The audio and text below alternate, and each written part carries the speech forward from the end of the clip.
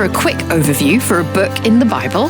This podcast series gives you that and more, as Bible teacher Mike Beaumont makes sense of this unique collection of books, prompted by questions from David Taverner. This conversation is about the second book of Chronicles, and one thing I remember from the conversation about the first book of Chronicles is that it was a version of history from a particular perspective, Mike. Is that the case with the second book? Yes, absolutely, because this book really follows on. This was originally one book, as we've seen with 1 and 2 Samuel and 1 and 2 Kings. And so it really follows on. And the version of history it gives, and remember we said in a previous episode, by version we don't mean therefore slanted, skewed, untruthful, but told for a particular reason. And just as with 1 Chronicles, whereas 1 and 2 Kings the history had been told to explain to Israel how they had ended up in exile. How did we end up here? Because we were disobedient. 1 and 2 Chronicles is written to answer the question to the people who returned to Israel after the exile, to answer the question, is God still with us now we are here? So it is a version of the history that focuses on why the answer to that question is yes. And bits that don't help answer that question are omitted, bits that do help are included or are heightened. And of course, one of the big things that is omitted from 2 Chronicles that is there in 2 Kings is that the history of the northern nation is completely omitted here in this book. Why? Because quite simply, it doesn't exist anymore. It had been conquered in 722, 721 BC by Assyria, scattered across the empire, never to come back again. So when the chronicler tells his history, he doesn't even bother with that nation because it's not there anymore. It doesn't exist anymore. Anything that God is going to do now, he is going to do through the descendants of David, through Judah, through the true people of God. What kind of period of time is it covering?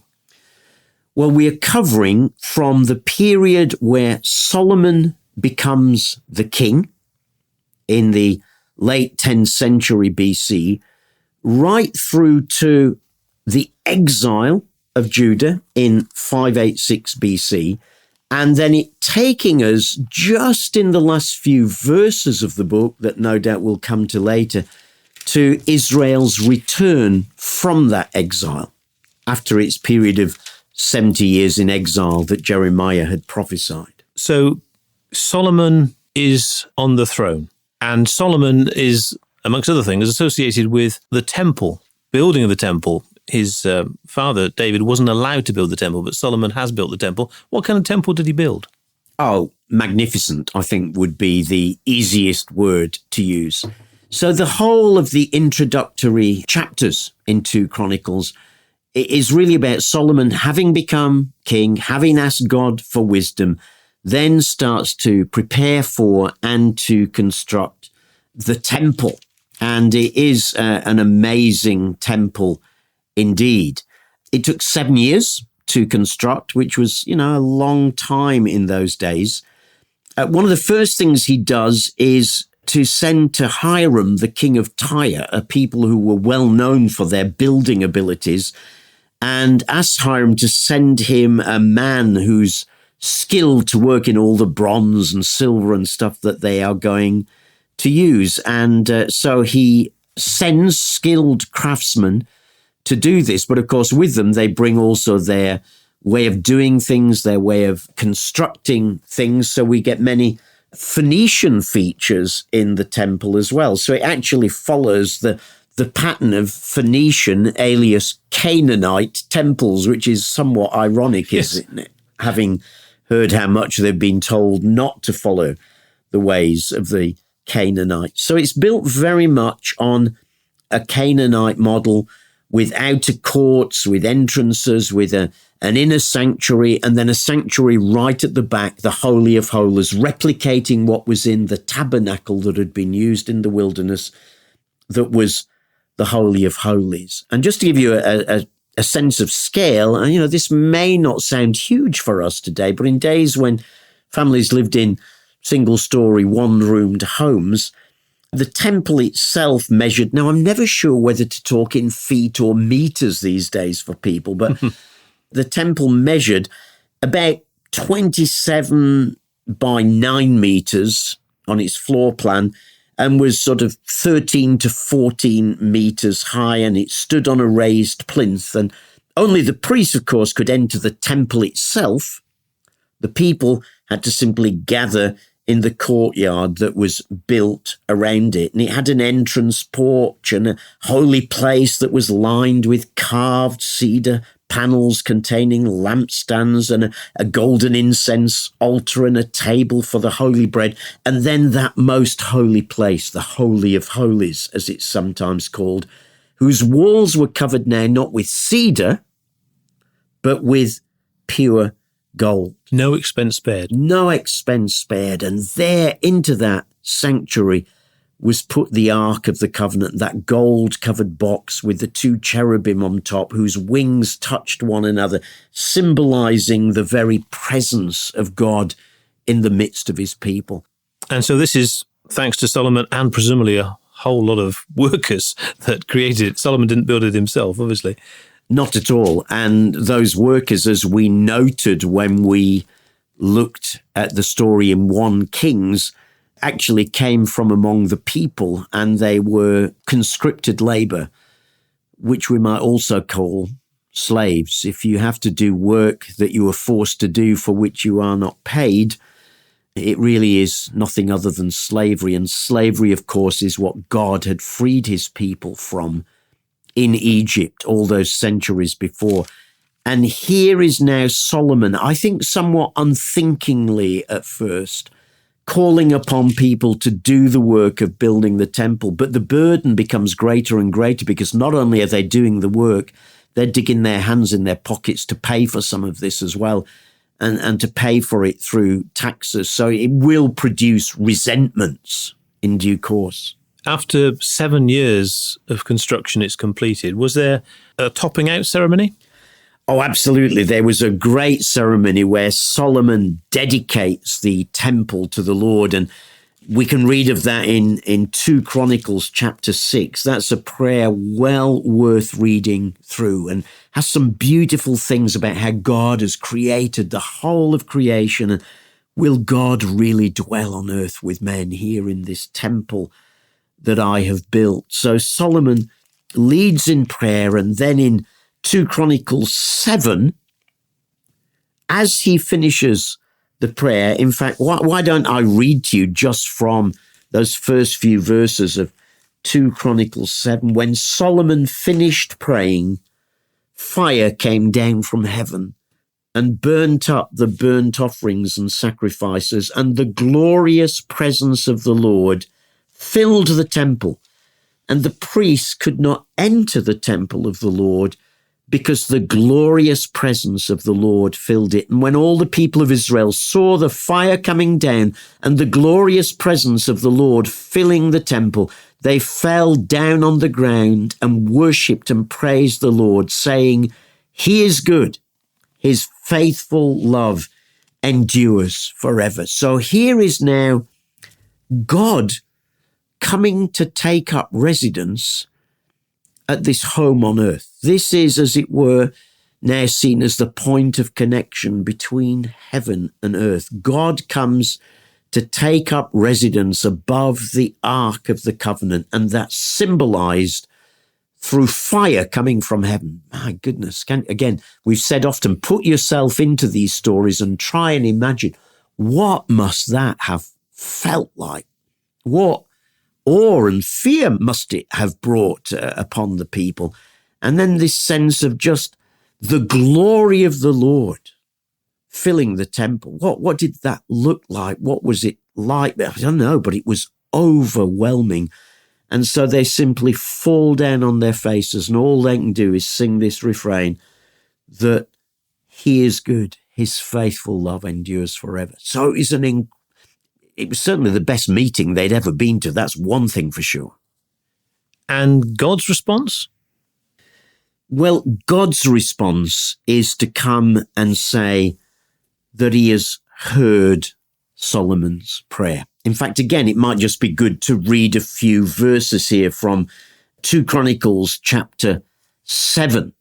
Verse 12, it says, "Then one night the Lord appeared to Solomon and said, I've heard your prayer, and I've chosen this temple as the place for making sacrifices. At times I might shut up the heavens so that no rain falls, or command grasshoppers to devour your crops, or send plagues among you.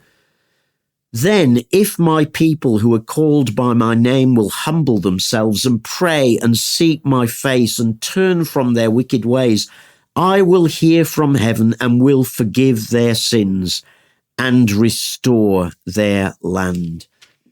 My eyes will be open and my ears attentive to every prayer made in this place." So God responds with a promise to Solomon that if things go wrong in life, as they do at times, if drought comes or the grasshoppers come and devour the crops, God says, if my people at that point will turn to me and pray and seek me with all their heart, then I will come and hear and answer and bless them. And he'll go on to say, as for you, if you faithfully follow me, Solomon, as your father David did, obeying my commands, decrees, and regulations, then I'll establish the throne of your dynasty forever. So there's the secret. It's not just a quick prayer to God, oh God, please come and bless the nation.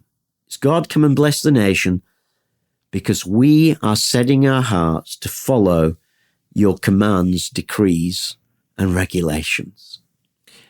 You refer to the chronicler, the person who's recorded these things, and I'm trying to imagine who was reporting, as it were, on what God was saying. Those are God's words to Solomon and his people. Yes. Now, traditionally, in both Jewish tradition and in Christian tradition, that chronicler that you spoke about is Ezra, who has a book named after him. But obviously Ezra wasn't around for all of this, and so we know that he drew on other historical documents, some of which are actually referred to within the text itself.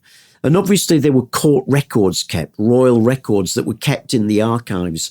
And it looks as if the chronicler, probably Ezra, drew upon all of these, and of course on 1 and 2 Kings, the best source material that he has, but they in turn drew upon these royal resources.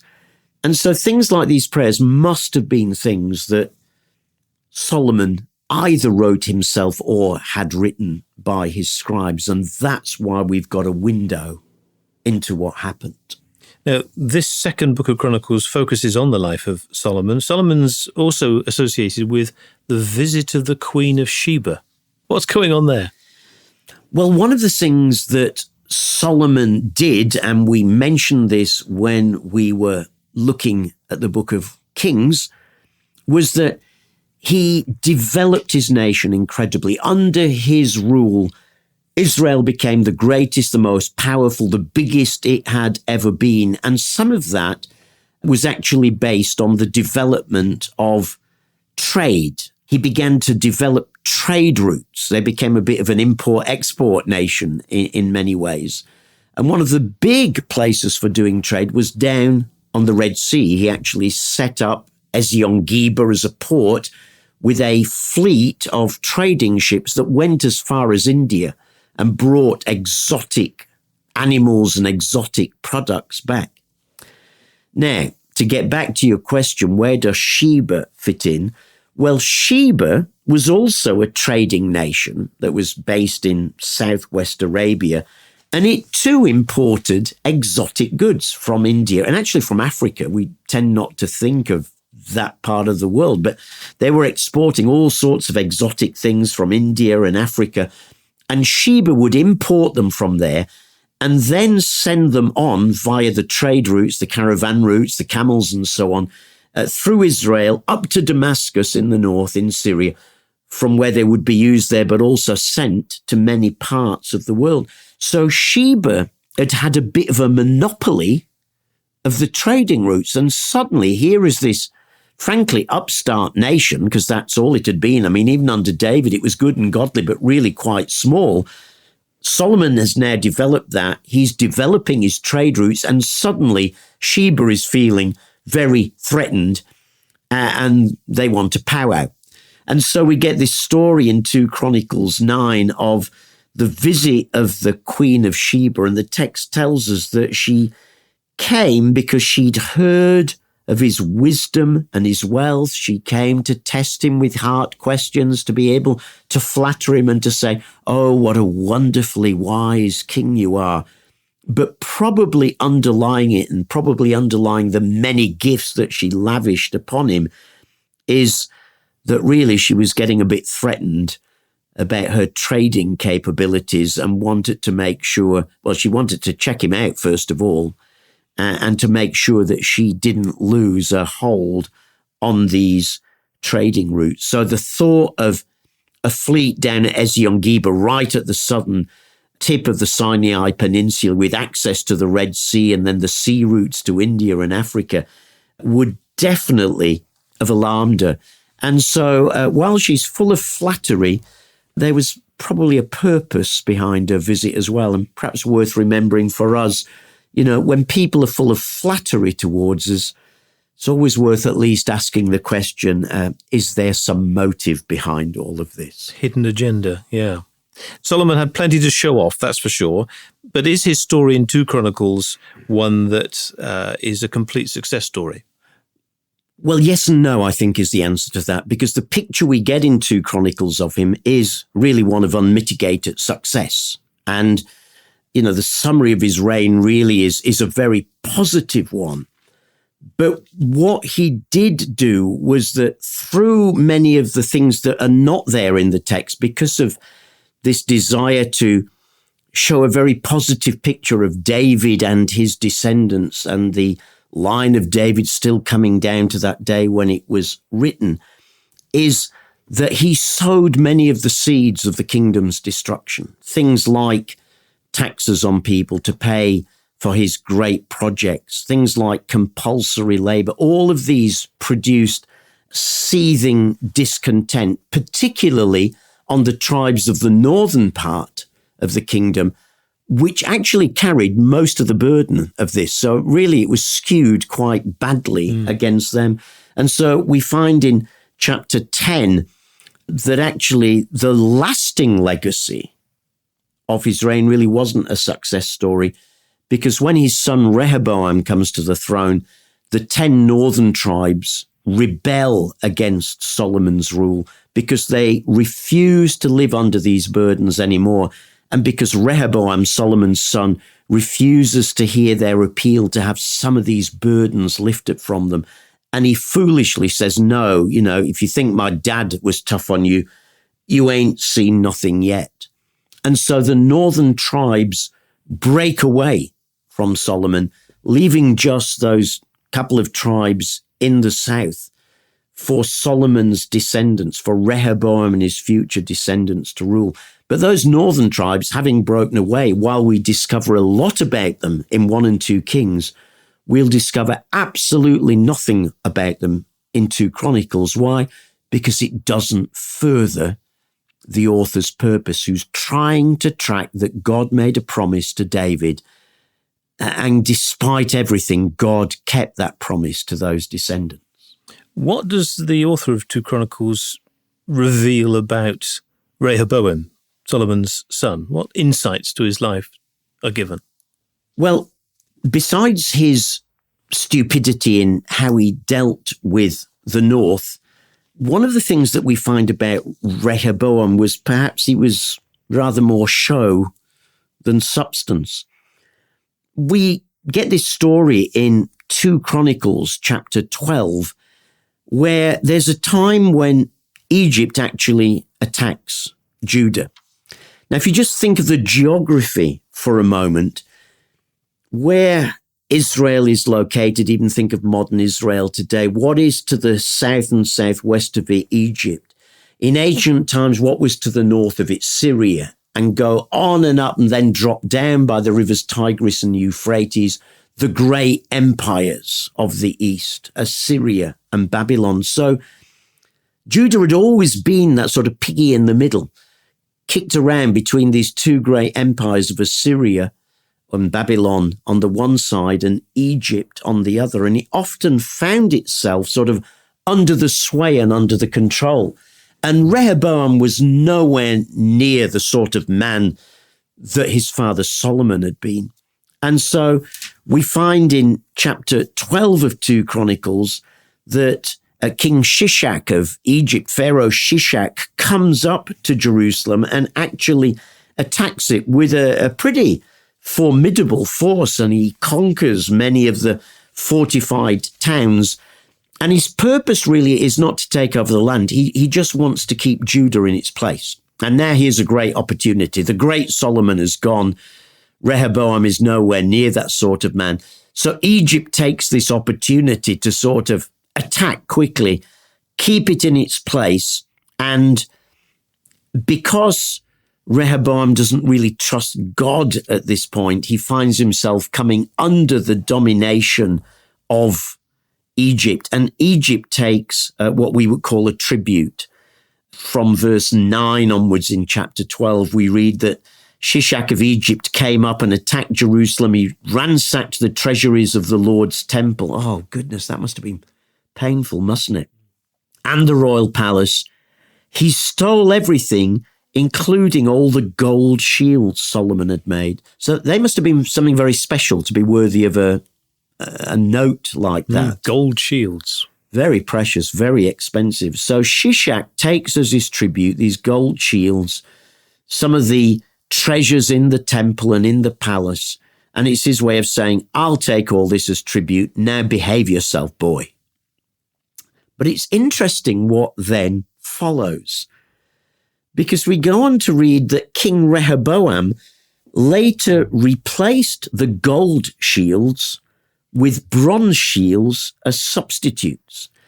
Now, that's fascinating. What is he doing there? I think he's definitely trying to keep up appearances because, of course, from a distance, if the shields are on display, perhaps portrayed around the palace or something, from a distance, when the sun is shining and glinting on them, who is to tell the difference between gold or bronze? You'd really have to get pretty close up to see the difference between the two. And bronze was far less valuable, but would look pretty much the same from a distance as they glinted in the sun. So I think Rehoboam was the sort of man who would like to keep up appearances. There used to be a BBC sitcom many years ago called Keeping Up Appearances, where the lady of the house really wanted to appear to be something that she wasn't. And Rehoboam was very much like that. You know, frankly, he'd been embarrassed. He had been humiliated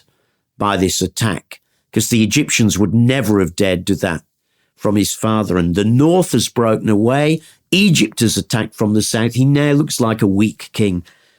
So he tries to keep up appearances. And I mean, it's interesting, isn't it? People still try to do the same today so often to keep up appearances. They perhaps try to cover up the truth of a situation, that they don't have as much money as their friends think they do, or that they shop in shops that their friends do and they don't, or that their marriage is in some difficulties and they've lost their job or whatever it might be, or that they've fallen into some sin and are trying to cover appearances. And they try to carry on sort of with bronze shields, trying to make it look as though nothing's changed, nothing to see here, move along now, please.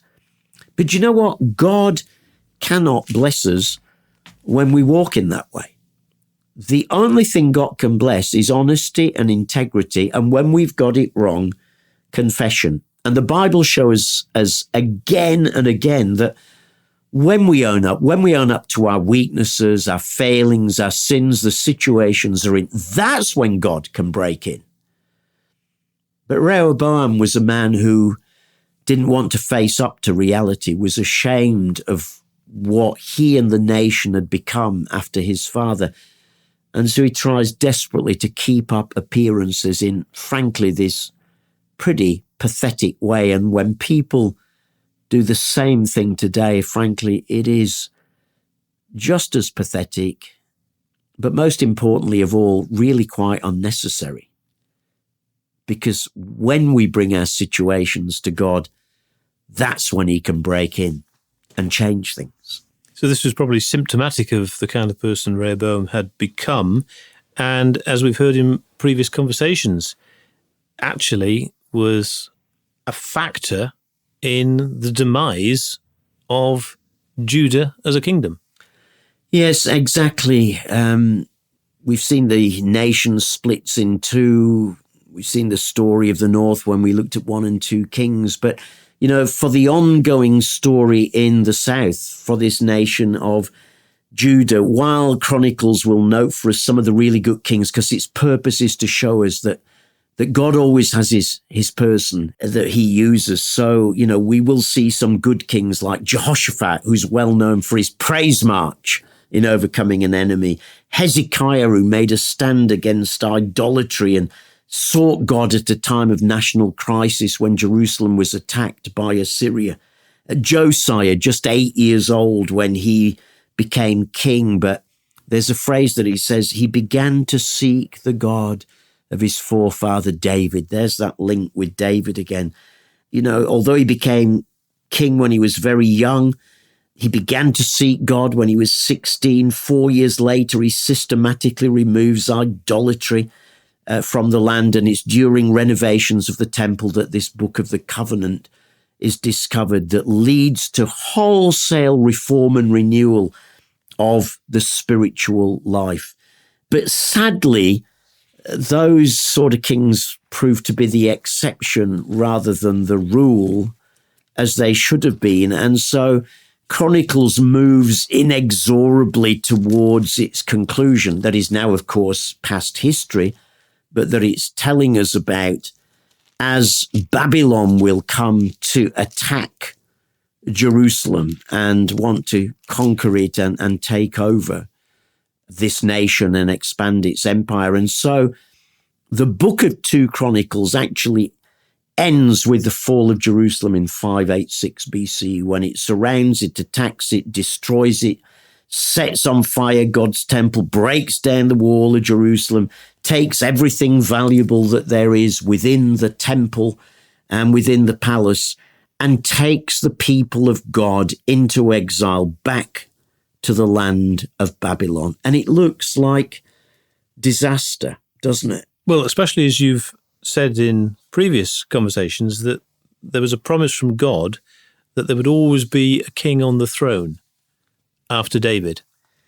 Yeah, that's right. But you know, God's promises are not unconditional.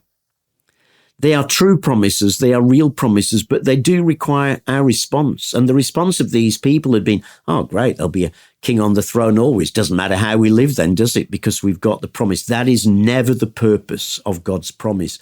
God's promises are an indication of what is on his heart, what he wants to do, but he invites us still today to become participants with him and co-workers with him in seeing those promises fulfilled.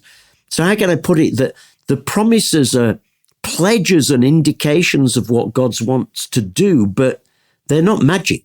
They're not magic formula that we can just say, oh, God said this, therefore it doesn't matter what I do. It matters very much. And this story shows us that despite that promise that God made, because Judah and its kings did not respond faithfully to God and live according to his word, apart from those few exceptions, then the story leads inexorably to God not being able to fulfill that promise at this stage because of how they have behaved. And yet, God is somehow always faithful. So although the story heads towards this sad note, the final words of 2 Chronicles give us a note of hope. Because where it actually ends is not with the fall and destruction of Jerusalem and the exile of God's people in 586 BC, but it jumps ahead to the end of that exile, and ends with these words: in the first year of King Cyrus, king of Persia, Persia was the next empire that would swallow up Babylon, the Lord fulfilled the prophecy he had given through Jeremiah. God does keep his promises. He stirred the heart of Cyrus to put this proclamation in writing, and he quotes that proclamation that everyone is to be allowed to go back to their home in Judah and to rebuild the temple. And any of you who are his people may go there for this task, and may the Lord your God be with you. So the book of 2 Chronicles is going to end on a note of hope. That hope, of course, that they themselves were now living in. God had kept his promise. His people had come back from exile, and the possibilities now lay open ahead of them. But the lesson, of course, through it all was not to take the promises glibly or as magic, but rather as what lay on God's heart, and to now rise up and to respond and say, yes, and we will now play our part in seeing those promises come to pass. Bible Books in 30 Minutes covers every book of the Bible. And you can hear Bible teacher Mike Beaumont in conversation with David Taverner in more 30-minute podcasts. Bible biogs, Bible surprises, Bible songs, as well as their journeys on location in the Holy Land and beyond. Jesus, then and now, and Unstoppable Church, then and now. Making sense of the Bible for life every day.